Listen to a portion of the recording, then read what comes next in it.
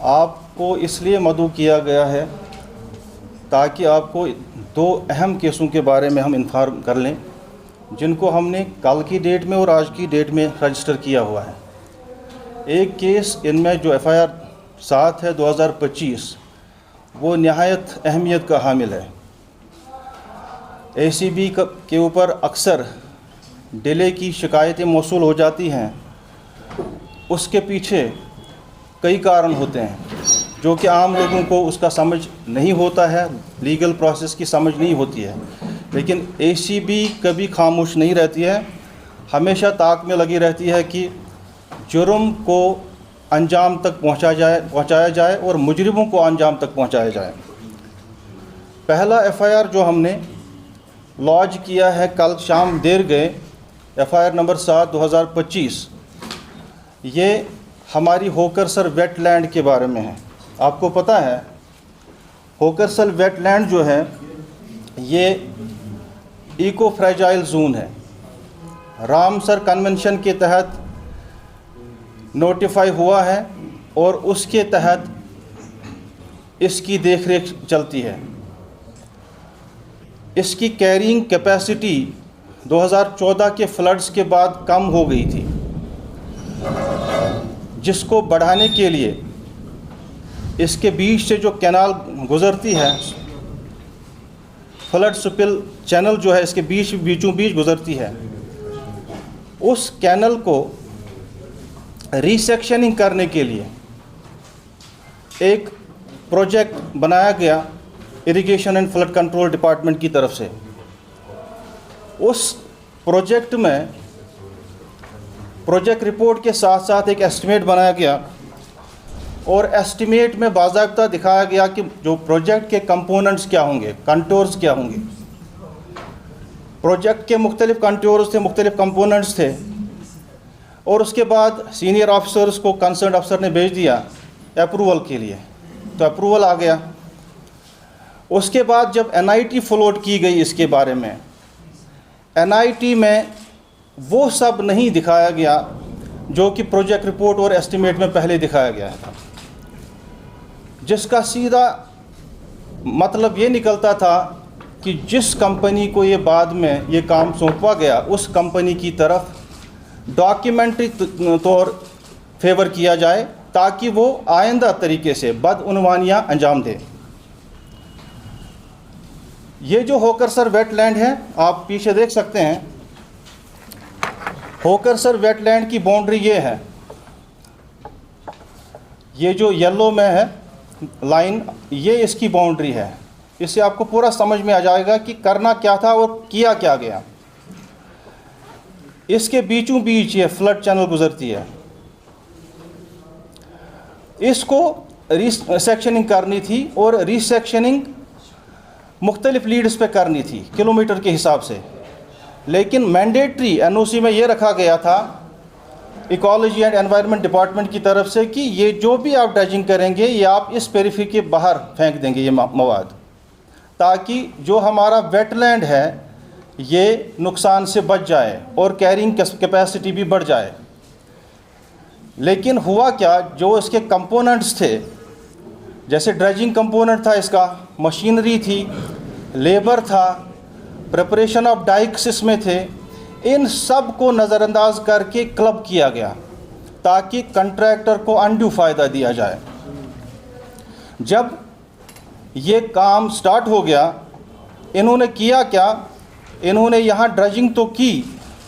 इस ड्रेजिंग का जो मवाद था, एक्सकेवेट जो था, इस एक्सकेवेट को इन्होंने इस पेरिफेरी से आइडेंटिफाइड प्लेसेस पे फेंकना था एज़ पर लीड्स, जो कि उन्होंने किया नहीं। इन्होंने यहाँ से ड्रेजिंग करके इसके बिल्कुल नज़दीक लेक में ही डाल दिया। आप देख सकते हैं ये रेड में जो हमने एनसर्कल एरियाज़ किए हुए हैं, ये सारे वो एरियाज़ हैं जहाँ पे ये जो एक्सकेवेट निकाला गया ये बिल्कुल लेक में डाला गया। इधर ये पैचेस हैं जो आपको वाइट दिखेंगे एनसर्कल बाय रेड लाइन, इसी तरह ये एरिया है, ये एरिया है, इसी तरह इस साइड में भी कुछ एरियाज़ हैं। ये जो अब ये जो चीज़ है कि यहाँ पे इन्होंने डंप ये मटेरियल किया कैसे, ये हमको पता कैसे चला क्योंकि हमें पहले कंप्लेंट मौसूल हुई थी नारबल के रेजिडेंट के साथ की तरफ से। उन्होंने हमें बताया था कि ये जो ड्रजिंग कर रहे हैं, ड्रजिंग को बाहर नहीं लिया जा रहा है, और फ़ौरन एसीबी ने जेएससी का ऑर्डर करके कंसर्न टीम को हमने स्पॉट पे भेज दिया। लेकिन स्पॉट पे जाने के बाद वहाँ कोई ऐसे रेमिनेंट्स हमें दिखे नहीं जिससे हम ये पता कर पाते कि ये जो सॉइल निकाली गई है, फ्लूइडाइज्ड सॉइल निकाली गई है, इसको कहाँ पे डंप किया गया है। सबसे पहले हमारा क्वेश्चन अथॉरिटी से ये था कि आप बताइए, आपने जो एक्सकवेशन की है उसके बाद फर्दर डिस्पोजल आपने कहाँ पे किया हुआ है। उनकी तरफ से ये साइट, अगर आप देख सकते हैं स्वाइबुक के करीब ये एक साइट दिखाई गई, और दूसरी साइट यहाँ पुलिस स्टेशन के पास दिखाई गई, तीसरी एक साइट यहाँ पे दिखा रहे थे। लेकिन ये तीनों साइट्स का जब हमने हिसाब किताब लगाया, ये बड़ा माइनर पोर्शन था जो यहाँ से एक्सकेवेट करके मटेरियल निकाला गया था। ये मेजर चंक से बहुत कम था। मेजर चंक जो डिपॉजिशन जिसकी थी मोर देन 70%, वो यही लेक में डाला गया था। अब इससे हुआ क्या? हुआ ये, जो कॉन्ट्रैक्ट में ट्रांसपोर्टेशन चार्जेस इनके 18 किलोमीटर लीड पे लिए गए थे या 12 किलोमीटर लीड पे लिए गए थे, वो नेचुरली उसी रेंज के हिसाब से तय किए गए थे। लेकिन जब इन्होंने ड्रजिंग करके इसी एरिया में मवाद फेंक दिया तो ट्रांसपोर्टेशन चार्जेस इनके कम हो गए। पहला ये हुआ कि स्टेट एक्सचेकर को जब हमने कैलकुलेशन इसमें की कि ट्रांसपोर्टेशन कम होने की वजह से स्टेट एक्सचेकर को कितना नुकसान पहुंचा, तो वो करीबन 2,30,00,000 रुपए के करीब स्टेट एक्सचेकर को इन्हें सिर्फ ट्रांसपोर्टेशन पार्ट में नुकसान पहुंचा है। उसके बाद ये एनआईटी में तय नहीं हुआ था, जो कि इनको करना ज़रूरी था, वो ये पार्ट था कि जो यहाँ से मटेरियल निकालना है outside the periphery of the lake, उनको उसको करना क्या है, वो जानबूझ के टेंडर में ब्लैंक रखा गया, उस पर कोई वर्ड नहीं रखा गया। वजह ये थी कि कंसर्न जो लोग थे उसके बाद इस सॉइल का लूट करके उसको महंगे दामों बेच के लोगों को फराहम करें। अब दूसरा ये था कि अगर हम टोटल लॉस हम देखेंगे, एक लॉस तो आपका ट्रांसपोर्टेशन की वजह से हो गया, दूसरा लॉस आपका जो कंसिडरेशन लॉस जिसको हम बोलते हैं, जो प्रॉस्पेक्टिव हमें रॉयल्टी की शक्ल में जियोलॉजी एंड माइनिंग डिपार्टमेंट से हासिल हो सकता था, वो भी इन्होंने नुकसान उसका पहुँचाया। इसका मतलब सीधा ये हो सकता है, अभी तक जो प्रूव्ड लॉस हमने इसमें से निकाला वो 2.30 करोड़ है जो मैंने आपको बताया। लेकिन मज़ीद तहकीकात में जिसके हम पीछे पड़े हुए हैं, जो कंसिडरेशन कॉस्ट उसकी कैलकुलेशन हम इन्वेस्टिगेशन में करने जा रहे हैं, तो लगभग ये लॉस हमारा 5 करोड़ के इर्द गिर्द बनता है। अब अगर दूसरा पहलू हम लेते हैं, ये सिर्फ हम देखते हैं कि लॉस वाला साइड है, लेकिन अगर हम टोटल प्रोजेक्ट जो कंसेप्शन ऑफ द प्रोजेक्ट है वो फॉल्टी हुआ है। वो फॉल्टी इस वजह से हुआ कि हमको तो अपरेंट लॉस ये लग रहा है ट्रांसपोर्टेशन और कंसिडरेशन लॉस, लेकिन लॉस ये अगर हम लेक की इकोलॉजी देख लें, लेक की इकोलॉजी को ख़त्म कर दिया गया, ये पैचेस टोटल बैरन बना दिए गए, जिसकी वजह से आप अगर आज देख लेंगे वहाँ पे इन पैचेस पे अभी एनक्रोचमेंट हुई है और एनक्रोचमेंट पे बाज़ाब्ता फसलें बना दी गई हैं। अब जब से ये 2017 के बाद से स्टार्ट हो गया ये प्रोजेक्ट, कंस्यूमेंट के बाद उसके बाद पेमेंट स्टेज पे आ गया, एग्जीक्यूशन इसके दरमियान हो गई, तो इसके दरमियान लोगों ने इस पर कब्ज़ा जमा दिया और प्रॉपरली ये बैरन लैंड में तब्दील कर दिया गया, और यानी ड्राई पैचेस बना दिए गए इसके, जो कि लेक में तब तक शामिल अब नहीं हो सकते जब उसकी दोबारा वापस ड्रजिंग हो जाएगी। तो 3 काउंट्स पे नुकसान है। एक काउंट पे है आपका ट्रांसपोर्टेशन चार्जेस जो है वो आपने इन्फ्लेटेड दिखाए, जो आपने लेक में ही मटेरियल डाल दिया तो उसकी वजह से एक नुकसान है। दूसरा, आपने जो एक्सकेवेटेड मटेरियल है, एक्सकेवेटेड मटेरियल को एनआईटी में ये नहीं रखा शिग कि इसको आप बाद में या जियोलॉजी एंड माइनिंग के हवाले कर लेंगे और उसके अगेन जो रेवेन्यू आपको मिलेगा तो वो गवर्नमेंट एक्सचेकर को जाएगा। तीसरा जो ये वाला पार्ट है कि लेक वाला जो सफाई का मामला है, अब जब भी आगे कहीं कभी ना कभी इसकी ड्रजिंग होनी है, क्योंकि लेक का कुछ अरसे बाद सफाई, जो चैनल है उसको सफाई करनी पड़ती है। एक अरसे के बाद ये स्पिल ओवर, इसमें सेडिमेंट बैठ जाता है, उसको सफाई करनी पड़ती है। तो सफाई करने के बाद इसमें एक और एडिशनल पैसा लगना है अगर हम इन पैचों को साफ़ करने जाएंगे। तो ये था इस मामले में जो होकरसर वेटलैंड है। दूसरा, इकोलॉजी का तो नुकसान है ही। चौथा नुकसान इसका ये है कि ये जो यहाँ से तो ड्रेजिंग की गई, लेकिन लेक की जो कैरिंग कैपेसिटी है वाटर की, वो कम की गई। इसमें नेक्स्ट आप स्लाइड देखेंगे, दिखाएंगे जो कंपैरिजन वाला स्लाइड है, नहीं कंपैरिजन है 2, before project and after project.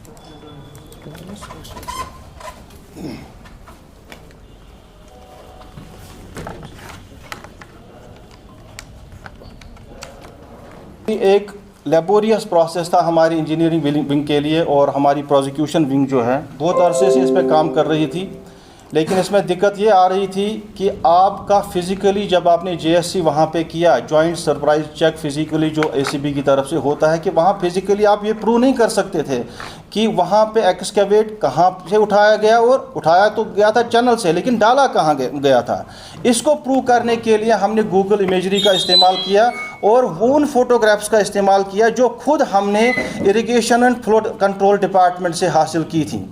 उसमें हमने कंपैरिजन के बेसिस पे ये प्रूव किया कि ये वो पैचेस हैं जहाँ पे डंपिंग की गई है, जिनके बारे में हमें मिसलीड किया जाता है। ये है, ये वाला आप अगर देख लेंगे, ये है, ये वाला जो इससे पहले प्रोजेक्ट से पहले वाली आपकी जो पिक्चर है लेफ़्ट साइड में है बिफोर वर्क। आफ्टर वर्क आप देख सकते हैं कि चैनल के इस साइड में बिल्कुल ड्राई पैच ऑफ लैंड आपके सामने है। वहाँ लेफ़्ट साइड में आपको मार्शी वाला पैच दिखेगा, लेकिन फ़ौरन उसके बाद आपको ड्राई पैच मिलेगा। ड्राई पैच का मतलब है कि डंपिंग उसी जगह पे की गई है जहाँ पे इनको करना नहीं था। ये था इस केस के बारे में जो होकरसर के रिलेटेड है। अब FIR नंबर 8 जो है, दूसरा एक FIR जो हमने रजिस्टर किया हुआ है 2025, ये लावडा के बारे में है। अर्सवाइल लावडा जो LCA में आज है, इसका हालांकि ये उतनी ज़्यादा बड़ी अहमियत का हामिल नहीं है, चूँकि ये FIR दर्ज हो गया आज, तो इसलिए इसकी भी जिक्र करना चाहेंगे हम आपके सामने। ये इलीगल एक बिल्डिंग परमिशंस का मामला है। 5 हॉस्टल बिल्डिंग्स बनानी थी गगरीबल एरिया में। उनके परमिशन को पहले ही अंडर सेवरल वायलेशन, जिनको यानी जिन चीज़ों का ख्याल परमिशन देने के दौरान रखा जाना चाहिए था, उनका ख्याल नहीं रखा गया। जैसे एक इसमें ये कंडीशन थी कि हर एक हॉस्टल के लिए आपको 3 कनाल के लिए 50, यानी लड़कियों का जो हॉस्टल बनना था उनके लिए 3 कनाल की ज़रूरत आपको होनी चाहिए थी। लेकिन किया क्या गया, इसको डाइल्यूट करके 2 कनाल बना दिया गया। तो टोटल में आपको 5 हॉस्टल्स के लिए 15 कनाल दरकार थे, लेकिन आपको परमिशन मिल गया 12 कनाल पर ही। लेकिन और परमिशन भी मिली भगत की वजह से 2 फेजेस में दिया गया। पहले 3 हॉस्टल का दिया गया, उसके बाद during connivance with the custodian department बाकी 2 हॉस्टल्स का भी परमिशन दे दिया गया। ये उसकी एक वायलेशन है। दूसरा, जो अप्रूव्ड प्लान उस 5 बिल्डिंग का, उसको वायलेट किया गया। हॉस्टल्स का परमिशन था, लेकिन होटल्स तामीर हुए, नंबर ऑफ़ रूम्स उसमें बढ़ा दिए गए, और टोटल स्ट्रक्चर जो अप्रूव्ड प्लान के हिसाब थे उसको वायलेट किया गया। तो ये था हमारा जो 2 FIRs।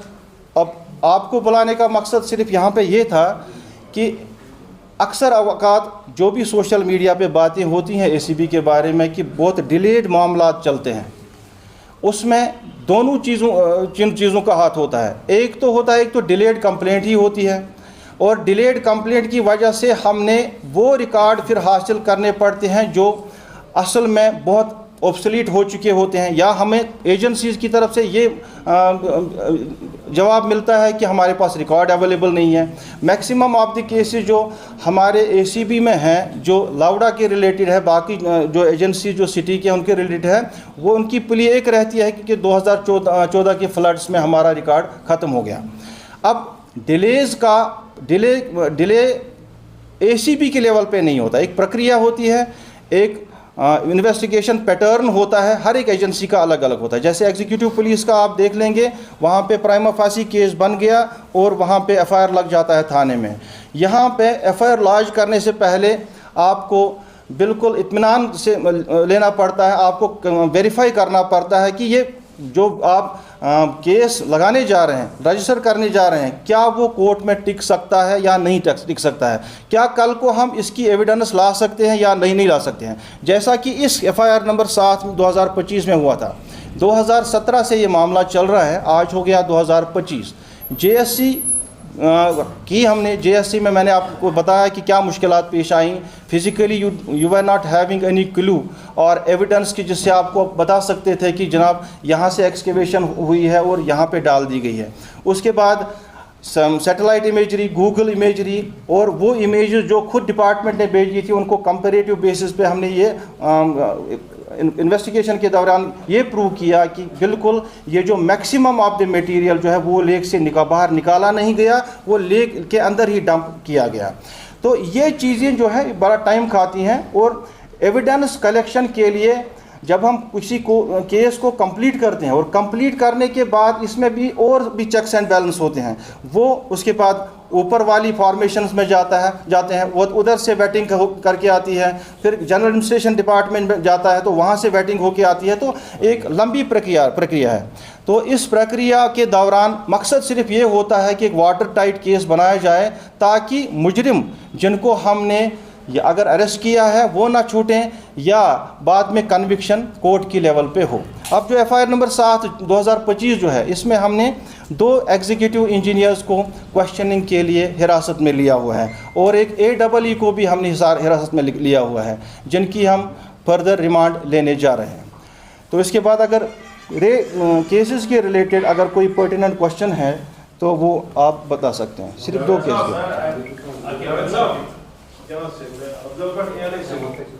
जो आपने ऑगस्ट की बात की है, वहाँ 22 करोड़ का एक प्रोजेक्ट चल रहा था, वो इसमें आ रहा है कहाँ पे?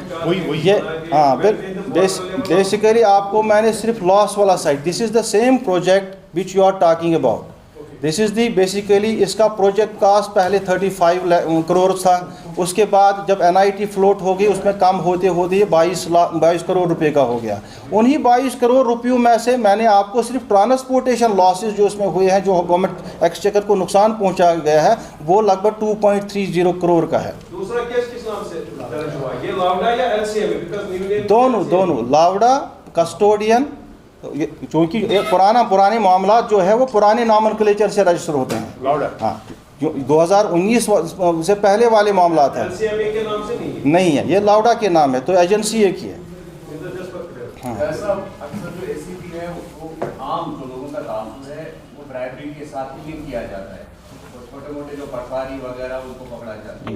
तो इस तरह की अवेयरनेस लोगों में लाने के लिए क्या इक़दाम उठाए जाएंगे? और दूसरा, जिस तरह से इस तरह के केसेस बहुत पाए जा रहे हैं, अगर पहलगाम की बात करेंगे या फिर जो टूरिज्म स्पॉट्स है वहाँ पर इस तरह की इरेगुलरिटीज जो है वो ज़्यादा पाई जा रही है, क्या ACP बजाय कुछ कॉग्निजेंस ले सकता है? अगर सोमोटो कॉग्निजेंस की हम बात करेंगे, सबसे या इसमें ज़रूरी है कि कोई कॉम्पोनेंट हो या कोई विसल ब्लोअर है उस पर कोई काम हो?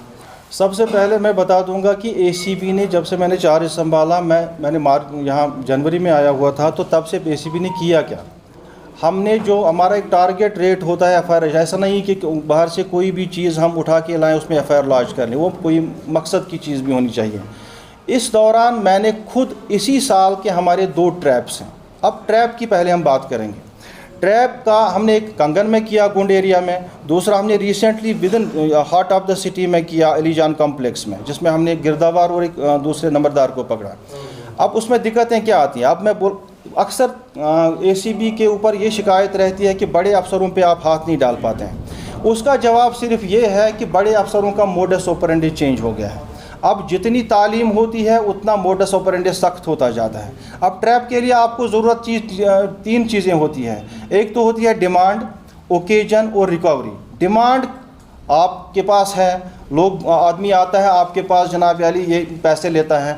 उसके बाद ओकेजन उसके पास है, कोई काम है उसका, उसके बाद रिकवरी होनी है। अब जहाँ पे हमें ये तीनों चीज़ें सेटिस्फाई होती है, हम उसको उस वक्त पकड़ पाते हैं। अब फॉर एग्ज़ाम्पल कोई नंबरदार, तहसीलदार या पटवारी के एवज़ पैसे लेता है। अब पटवारी तक कनेक्ट करने के लिए हमारे पास कुछ होता नहीं है, क्योंकि पटवारी डायरेक्ट पैसे लेता नहीं है। मोस्ट जो on most of the occasion patwari या कोई भी सीनियर अफसर जो वो अवॉइड करता है कॉल भी उसके साथ करने के लिए, और डायरेक्ट लाइमलाइट में वो नहीं आता है, जिसकी वजह से वो रह पाते हैं। लेकिन इस ट्रेंड को भी हमने आप तब्दील कर दिया। अब अगर इसी केस को आप ले लेंगे जो अली जान कम्प्लेक्स में आपको देखने को मिला, उसमें क्या हुआ कि जो ये गिरदावार को पैसे लेने थे, गिरदावार ने डिमांड की थी। अब डिमांड वो फिज़िकली पैसे ले नहीं रहा था, हमने उसके टाउट को पकड़ा। टाउट कौन था उसका? वो नंबरदार था। नंबरदार ने पैसे लिए, लेकिन हमने तब तक वहाँ से स्पॉट से गए नहीं जब तक हमने उसको गिरदावार को लिंक नहीं किया ऑन कोराबोरेटिव एविडेंस। हमने ऑन स्पॉट कोराबोरेटिव एविडेंस में ले ली, जैसे उसकी चाबियां टाउट के यहाँ से निकल गई, उसकी गाड़ी के ऊपर जो उसी गिरदावार का नंबर था, मुख्तलिफ़ चीज़ें जो हमारी थी वहाँ लिंक करने के लिए वो हमने लिंक कर लिया। तो नतीजतन हमने उसको भी अरेस्ट कर लिया, वरना उससे रिकवरी नहीं हुई थी। रिकवरी टाउट से हुई थी हमें, लेकिन दोनों इस वक्त अभी अरेस्टेड है, अभी बेल उनकी नहीं हुई है। हमारी कोशिश रहती है कि किसी न किसी तरह से हम किसी के ऊपर हाथ डाल लें जो बदमाश है, जो अपने पद का गलत इस्तेमाल करता है, रिश्वतखोरी करता है या अपनी ऑफिशियल पोजीशन को मिसयूज़ करता है। कोशिश यही रहती है। अब लोगों का इसमें क्या रोल है? लोग क्या करते हैं? मोस्टली एसीबी के पास ट्रैप की तभी इंफॉर्मेशन आती है जब कंप्लेनेंट 2-3 बार रिश्वत दे चुका होता है, चौथी बार उसके बस से बाहर जो बात जाती है और वो एसीबी के पास आता है, वरना उसको एसीबी के पास आने का कोई मन नहीं होता है।